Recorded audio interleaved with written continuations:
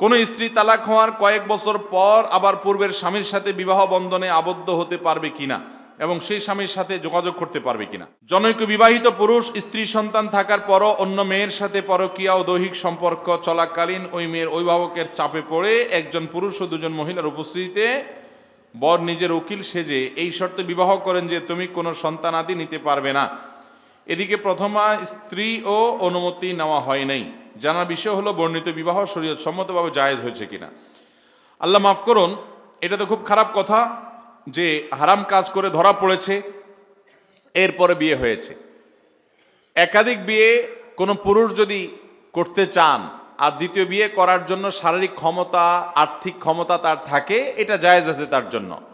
বাংলাদেশের প্রচলিত আইনে প্রথম স্বামীর অনুমতি নিতে হয়, কিন্তু শরিয়া আইনে বা কোরআন হাদিসে কোথাও প্রথম স্ত্রীর অনুমতি নেওয়াকে শর্ত আরোপ করা হয় নাই।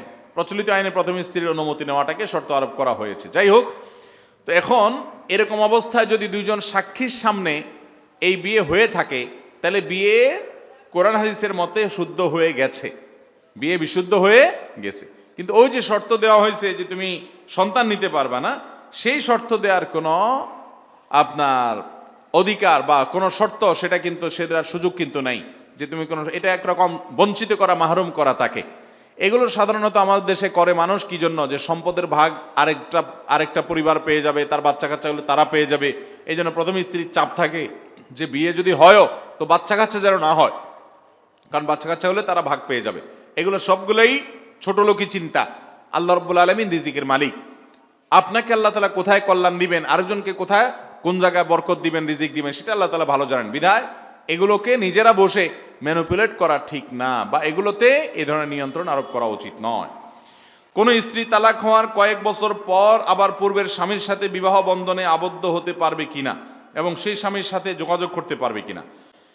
যদি তালাক হয়ে যায় তাহলে কয়েক বছর পর পূর্বের স্বামীর সাথে যোগাযোগ করতে পারবে কিনা। উত্তর হলো, যোগাযোগ বলতে যদি বিবাহ বহির্ভূত এমনি, বিবাহ ছাড়া এমনি যোগাযোগ করে কথা বলেন, সেটা যাবে না। তালাক হয়ে গেলে কয়েক বছর হয়ে গেছে, ইদ্যত শেষ হয়ে গেছে, তাহলে এখন তারা স্বামী স্ত্রী আর না, তারা এখন অচেনা পুরুষ নারীর মতো, তারা গায়রে মাহরাম নারী পুরুষের মতো। পর্দা তাদের উপরে ফরজ। আমাদের সমাজে অনেক সময় দেখা যায় যে এক শ্রেণী আপনার সুশীল আছে, এক শ্রেণী মানুষ আছে যারা বিয়ে ভাঙার পরও স্বামী স্ত্রী একে অন্যজনের সাথে সম্পর্ক রাখে, যোগাযোগ রাখে, আর বলে যে আমাদের মধ্যে বিয়ে না থাকলে কি হবে, আমরা একে অন্যের প্রতি খুব উদার, ভালো সাজার চেষ্টা করে যে এটা নাকি ভালো। এটা তো হারাম সম্পর্ক। কোনো মুসলমান বিবাহ বহির্ভূত সম্পর্ক কোনো গায়রে মাহরাম নারী পুরুষের সাথে করতে পারে না, বিধায় এটা হারাম, এটা জায়েজ নাই। হ্যাঁ, যদি বলেন আপনি কয়েক বছর পরে সম্পর্ক করা বলতে, যোগাযোগ করা বলতে বিয়ে শাদী করা, তাহলে আমি বলবো সেটা জায়েজ হবে যদি আপনি ইতিপূর্বে সর্বোচ্চ 2 তালাক দিয়ে থাকেন। 1 তালাক দিয়েছেন, অনেক বছর হয়ে গেছে, তাহলে এখন নতুন করে বিয়ে করে আবার দুজন সংসার করতে পারেন।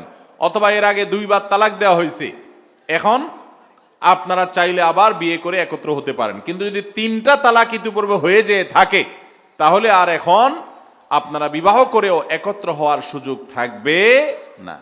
যদি আপনাদের একত্র হতে হয়, 3 তালাক যদি হয়ে থাকে, তাহলে এই স্ত্রী তার অন্য কোথাও বিয়ে হলে, সেই স্বামী মারা গেলে কিংবা তালাক হয়ে গেলে, তার ইদ্যত পালন হলে তারপরে আবার পূর্বের স্বামীর সাথে বিয়ে বিশুদ্ধ হতে পারে। অনেক কেন কিন্তু পরে আমাদের দেশে অনেক এলাকাতে হিল্লা বিয়ে করানো হয়। এই হিল্লা বিয়ে করানো এটা গুনাহ, এটা নাজায়েজ কাজ।